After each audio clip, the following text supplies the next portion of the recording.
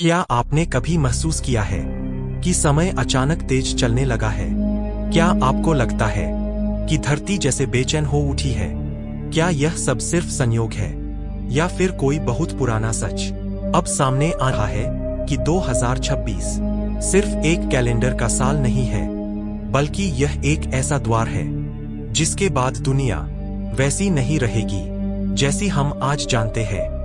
धरती का तापमान बढ़ रहा है, प्रकृति अपने नियम बदल रही है और इंसान खुद को सबका स्वामी समझ बैठा है। सदियों पहले एक महापुरुष आए थे जिन्हें दुनिया ने संत कहा, कवि कहा, लेकिन जो असल में सृष्टि के रेहे से बोल गए उनका नाम था कबीर साहिब। उन्होंने कहा था, जब कलयुग अपनी चरम सीमा पर पहुंचेगा, जब सत्य को झूठ कहा जाएगा और झूठ को धर्म बना दिया जाएगा, तब स्वयं परम सत्य फिर प्रकट होगा।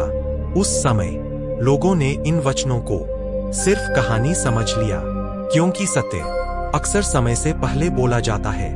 समय बीतता गया, राज बदले, धर्म बदले, तकनीक बढ़ी, लेकिन आत्मा की प्यास वैसी की वैसी रही। आज हालात यह है, धर्म व्यापार बन गया है, ज्ञान दिखावा बन गया है और भक्ति सिर्फ शब्दों तक सीमित रह गई है। कबीर साहिब ने चेताया था, जब मनुष्य खुद को ईश्वर मानने लगे तब समझ लेना कि पतन शुरू हो चुका है। आज इंसान ने मशीनों को भगवान बना लिया है, धन को शक्ति और अहंकार को ज्ञान।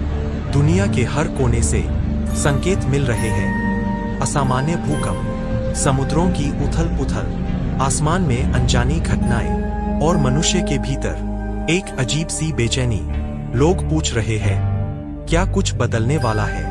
क्या कोई बड़ा परिवर्तन दरवाजे पर खड़ा है? कुछ लोग इसे विनाश कहते हैं, कुछ लोग इसे प्रलय कहते हैं, लेकिन सच यह है, हर प्रलय सिर्फ खत्म नहीं करती, वह नया जन्म भी देती है। जैसे बीज मिट्टी में दबकर मरता नहीं, बल्कि नया जीवन बनता है, वैसे ही यह समय भी पुराने संसार को हटाकर नई चेतना की राह खोल रहा है।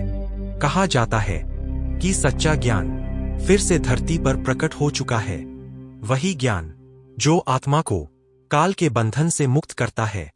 लाखों लोग पुराने भ्रम छोड़कर सत्य की खोज में आगे बढ़ रहे हैं। परमात्मा से पूछा किसी ने कि धर अंबर सब जावेंगे और विनसेंगे कैलाश, एकम एका होवेगा तब कहाँ रहे तेरे दास।